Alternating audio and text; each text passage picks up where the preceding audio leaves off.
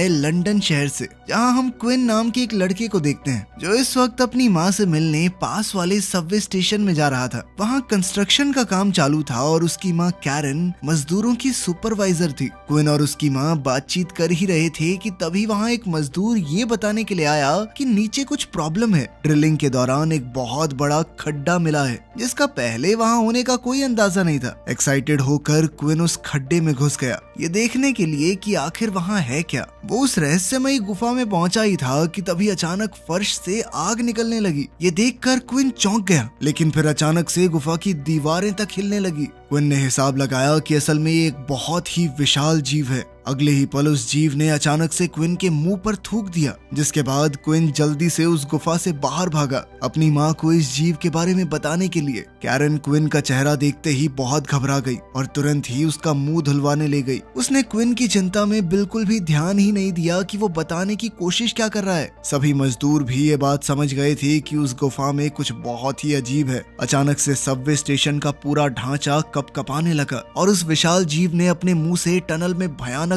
आग बरसाई। अब कैरन जल्दी से क्विन को लेकर वहां से बाहर निकलना चाहती थी। क्विन अभी भी यही बताना चाह रहा था कि उसने गुफा में एक अजीब सा विशालकाय जीव देखा और जल्द ही इसका सबूत उनकी आंखों के सामने आ गया। एक बहुत बड़े ड्रैगन के रूप में जो एलिवेटर के ढांचे को जोर जोर से हिलाने लगा। इससे कैरन के सर में एक बहुत गहरी चोट आई और उसकी मौके पर ही मौत हो गई। ये बहुत सारे ड्रैगन्स में से एक था जो उस रहस्यमयी गुफा से निकले और जल्द ही उन्होंने पूरे प्लेनेट पर कब्जा कर लिया। लगभग 18 साल बाद अब इंसान धरती से खत्म होने की कगार पर आ गए हैं और खाने की कमी से ड्रैगन्स भी भूखे मर रहे थे। अब हम एक जवान क्विन को स्कॉटलैंड के बॉर्डर पर एक उजड़े हुए कैसल में कुछ लोगों के साथ देखते हैं। ये सब लोग क्विन को अपना लीडर मानते हैं और उसकी काफी इज्जत भी करते हैं, लेकिन इस ड्रैगन से भरे समय में जीना बहुत ही मुश्किल है और अब खाने की कमी लोगों को बगावत करने पर मजबूर कर रही थी। तभी कैसल में रहने वाले एक आदमी ने कुछ लोगों का झुंड बनाया ताकि वो लोग अपनी उगाई हुई फसल को तोड़ सकें, क्योंकि खाने की बहुत ज्यादा कमी चल रही थी। इस बात का पता चलते ही क्विन ने उसे रोका और कहा कि फसल पूरी तरह तैयार नहीं है, अभी थोड़ा वक्त और दे दो वरना आने वाले समय में खाना और कम पड़ जाएगा।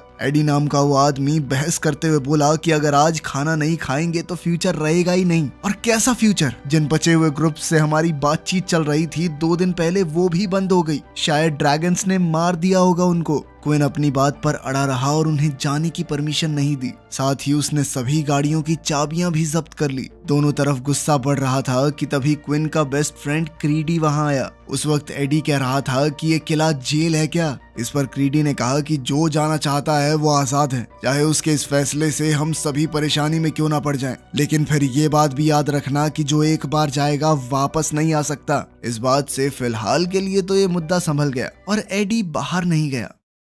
इसके बाद हम क्विन और क्रीडी को किले के बच्चों का थोड़ा दिल बहलाने के लिए एक नाटक करते हुए देखते हैं। सोने से पहले क्विन सभी बच्चों से एक प्रार्थना करवाता है। इसमें किसी भगवान का नाम नहीं था, बल्कि कुछ सवाल जवाब थे कि ड्रैगन्स दिखने पर क्या किया जाए और क्या नहीं। उधर आधी रात को एडी ने गाड़ियों की चाबियां चुराई और अपने दोस्त माइकल को जगाया। साथ ही उसकी पत्नी को कहा कि किसी से कुछ मत कहना। जल्द ही कुछ और लोग भी इनके साथ मिल गए और फिर सभी गाड़ी चुरा कर चुपचाप गेट से निकले। कुछ ही देर में क्विन हवा की आवाज से जाग गया और उसने देखा कि एक छोटा बच्चा लियम हॉल के रास्ते में डरा सहमा बैठा है। उस बच्चे ने क्विन से पूछा कि क्या ये आवाज ड्रैगन की है, जिस पर क्विन ने उसे शांत करते हुए कहा कि ये सिर्फ हवा की आवाज है। क्विन ने लियम को अपने कमरे में रोक दिया जब तक उसका डर गायब ना हो जाए। वहीं बार्लो पक्षियों के शोर से घबरा कर नींद से उठा। उधर एडी और उसके दोस्त टमाटर तोड़ना और खाना शुरू कर चुके थे। तभी बार्लो को आसमान में कुछ अजीबोगरीब दिखाई दिया। उसने अलार्म बजाया ताकि सभी लोग जाग कर चौकन्ने हो जाएं।